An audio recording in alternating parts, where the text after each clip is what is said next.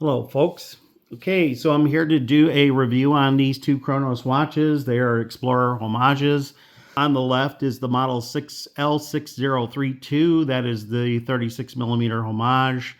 The one on the right is the 39 millimeter Homage of the Rolex Explorer, model L6031. These are with the ETA PT5000 movement as listed. However, when I got it, they had this sticker on there, PT5004, which is an updated movement without the ghost date. So it's basically the PT5000 without the, without the middle ghost date. So hats off to Kronos for getting on top of that and actually modifying it to match the, the genuine Explorer and to match a no date. So you can see the size difference on both of them. The 36 wears smaller around my wrist. I was going to show. Now I have an 8-inch wrist, so anybody with large wrists may want to know how these wear. So let me put on the 36. It's wintertime, so I have a sweater on, but my sleeve pulled up so you can see everything. Okay, so there is the 36 millimeter. As you can see, it disappears. I would say disappears, but it wears small, obviously, as a 36 would be on a honking big 8-inch wrist like mine. I think if you had a 7.5 or lower, I think you'd be fine. I still think it's personally fine because that's what I was looking for. Now, let me show you what the 39 millimeter wears like, and then I'll show you some of the differences, obviously, in the bracelet. Okay, so that's the 36. And let me show you the homage of the 39 millimeter Rolex Explorer, the discontinued, because now they have a 40. Now that one, most probably would say is like the perfect size. However, and part of my wanting to get a Rolex Explorer and try these homages on first, let me give you a better shot there. So it actually does look more appropriate. Was to have a smaller watch because I'm used to wearing like a vintage Submariner 5513 and watches of that size. Now, the bracelets are the same, and hats off again to Kronos. If you look at these are screw-in links, okay, just like the Oyster bracelet on the Rolex Explorer. And if you look at it, it does have the protruding, not protruding, but you could see the ends, the polished ends of the back of the screws, which is a nice touch because, and I had to add a link to this one. No, not the 39, the 36. I had to add a link, but if you could see that it's a really nice bracelet. It's a little squeaky, but it's starting to wear, the squeak is starting to go away. But like I said, those are details I do appreciate because that's very much like the Rolex Explorer. Now, the 39 millimeter has a different clasp than the 36, and it has a glide lock clasp. So you basically, you lift it up, the back of the bracelet up, and you just trying to do it behind the camera here. Yeah, it slides, and you find the little click, so you can see, boop, boop, just like the genuine Rolex 39 millimeter. Let me put it back. Very nice and smooth, actually. Let me show the back. No stamped. This generations were beyond the thin stamped steel. These are more of the thicker steel clasps, more robust. And of course, I think it was around 2010, Rolex moved to solid. The centers are solid, whereas previous to somewhere around 2010, because I have a 2008 Rolex 16610 I bought brand new, as the last of the ones were being sold out for the 5-digit 16610s were being sold out for the ceramics that were coming in. The ceramics had the solid edge links like this. The previous had the when I say solid, the centers were hollow versus solid. These are solid on the current Explorers. So that also matches the as a homage to the the Rolex Explorer in both. Let me show you this one. Now this is just a comfort link or an easy link. You basically just, it's got, let's see, it's got, what is it, 2 adjustments? No, it's got 3 adjustments you can use with a spring bar inside there.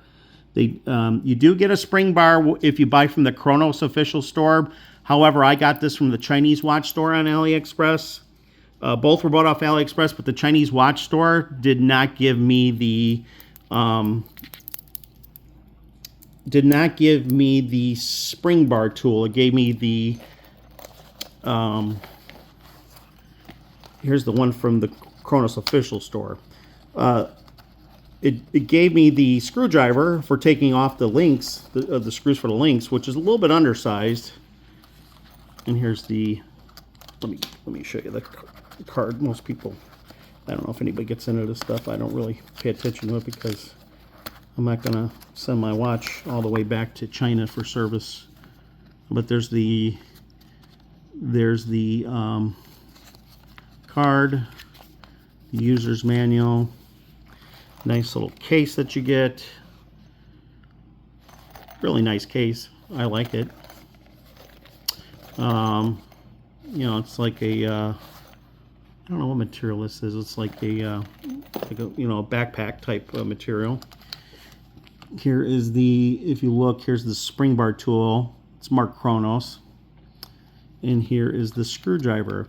Like I said, if you, I don't know if it's the way Kronos does it, if for somebody else that sells it, like third-party sellers, or if you, or as an incentive to buy directly from their official store, you get this spring bar tool. But this one I got from the Chinese watch store on AliExpress, and either he kept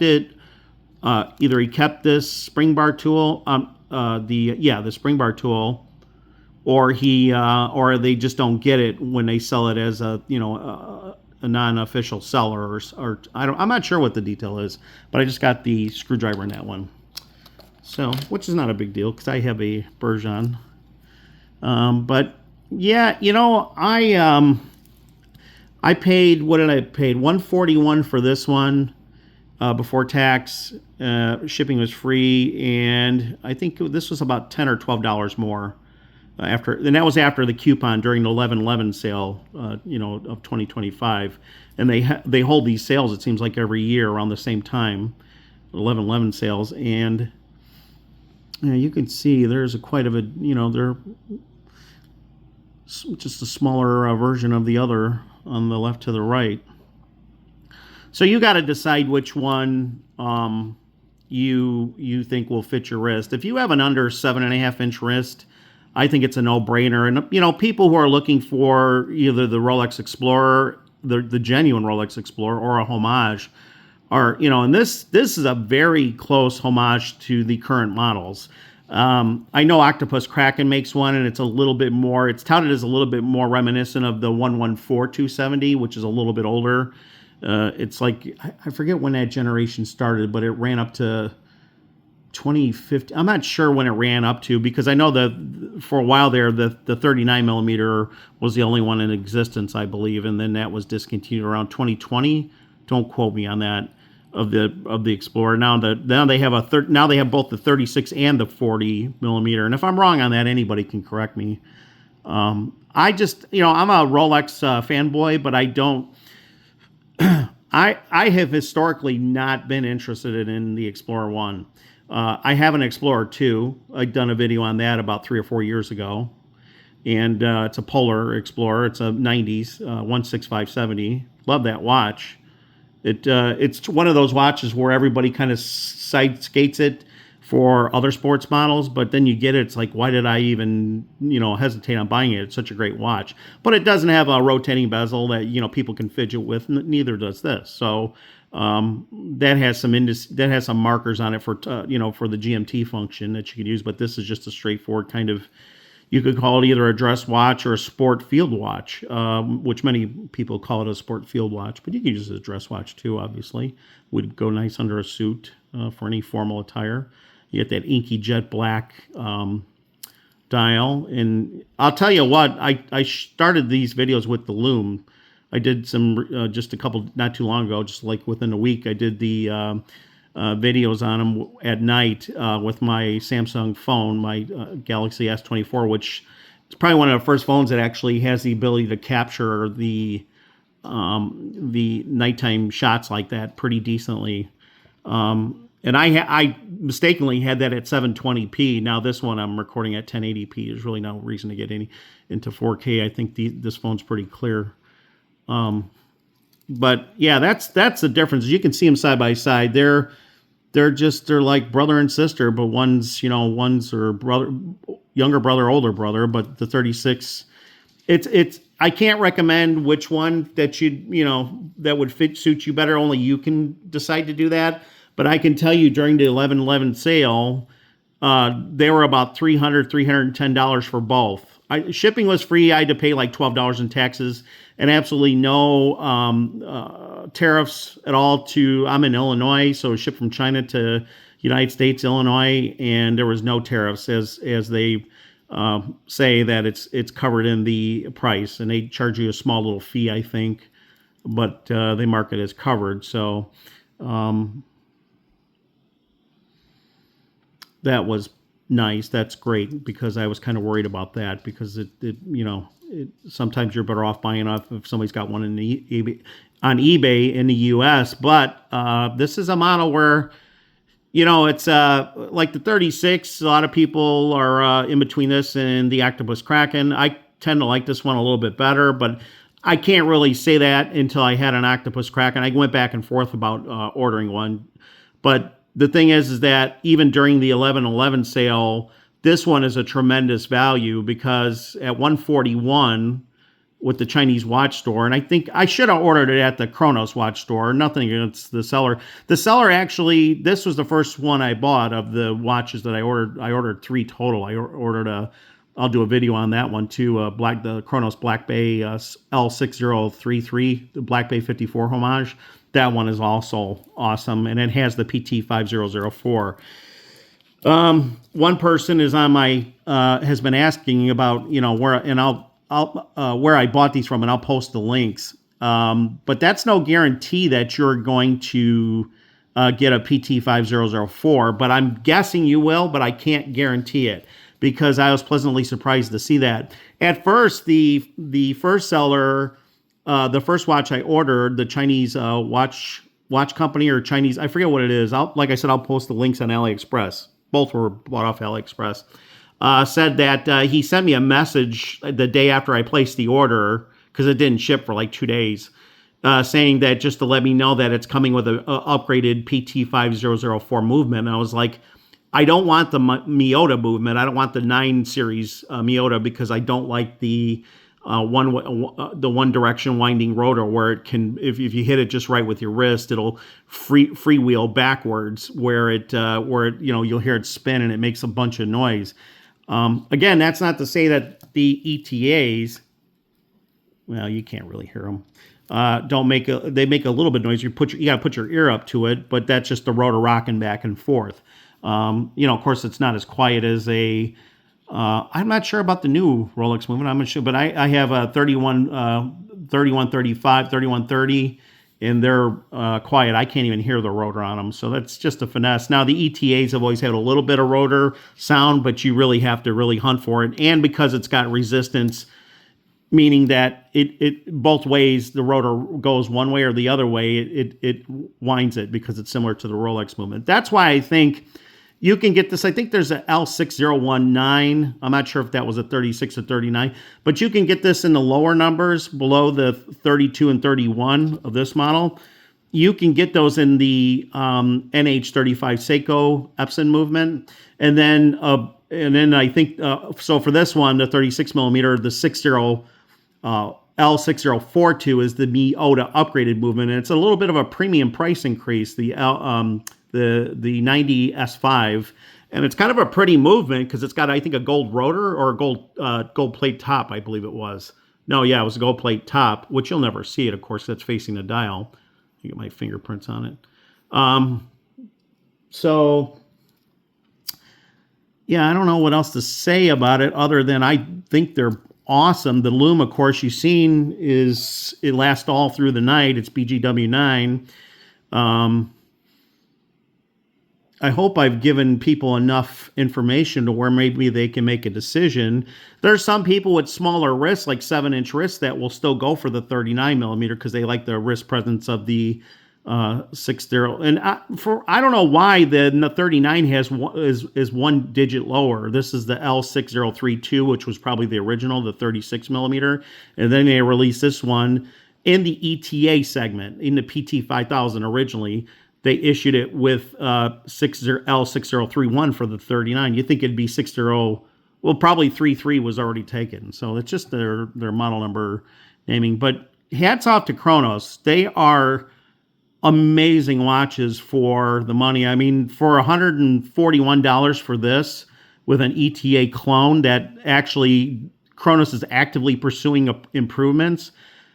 This is obviously, there was a model that just said Kronos in big letters that were, they were not embossed, they're actual 3D, actual letters that were on the dial, but then they shrunk them down, Kronos, and let's see, it's now printed on it, but then they have a actual hourglass that's raised hourglass, which is kind of cool. I really like the newer style.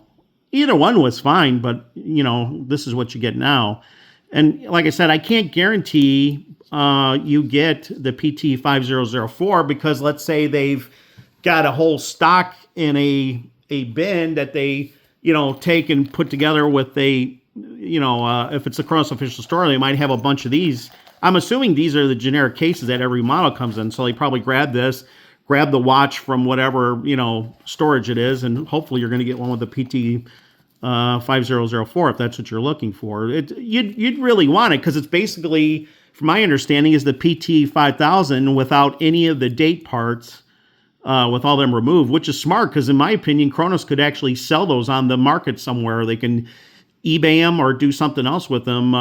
People are probably always looking for spare parts, and you got some date changing mechanism parts. The keyless works, obviously the pinion and all that. That sets the time, and that's there, but you got the gear drive that turns the calendar date, the actual date wheel of the calendar. I'm not sure if that was actually removed on the PT5000. I'm guessing it was, even on there, they probably did it, but it had that set bridge, which was a 3-position from the 2824-2 and 2836. That has a 3-position because their date, the 2836 is a day date. The 2824 is just a date. And so you have that middle set bridge. Now, if you go back to the ETA, the genuine ETA 2801, that was both a non-automatic. It was a manual wind in the 28 series because that 28XX, if you look at the whole family of 28 and the digits after that are in the same family, it's just it didn't have the winding mechanism, and it had a 2-position set bridge. And I'll also post the part number on that. I think I did it on the other video. It's like 445 I forget what, slash something. I forget what it is. It's not an easy part to find. So if you wanted to convert what a lot of people were doing, if you had, let's say, a mod you were doing to any kind of build or watch, and you wanted to remove the ghost date, a lot of people were taking a small little file and filing out that middle indent. So it kind of just, you'll see it. When you see it, you'll see what it does. It's got like a little pin when you pull it in and out on the set. The keyless works. And you can see it's in the middle. It just drops into like a little, like a little click. And a lot of people file that away. So you just got one click on each end, the far ends of each end of that set bridge. And it's very mini work. You almost have to do it with a jeweler's loop. And I did one before, and I've also bought a couple from Auto Free for some other builds I did a while back, a couple years back, but and it worked out fine. But yeah, you can take an existing one and do that. But I'm thinking what they probably did is, being that the manufacturer of the PT5000, which is, it's a Chinese clone, they could probably, or maybe they decided to spec that bridge just as a 2801, which is obviously interchangeable with all 28 series family ETAs and ETA clones, because ETA clones are built, as far as I know, just about every one is built to the same specs. I mean, maybe there's one or two out there that's got a couple differences, but most of the parts are all interchangeable with the genuine. So at least is my experience. I mean, if they start deviating from the original, plans, If they have, I'm not aware of that. So, like I said, this is probably as good bang for buck. You cannot beat this. Like I said, 141, and even regular price usually can get this around 170, 180, whereas the Octopus Kraken is up there sometimes over $200. And I don't really see it, being $40 more a watch, unless people talk about that crystal being slightly raised. Somebody called it a box crystal. There's a fellow that did a comparison between the two, and he ended up liking the Octopus.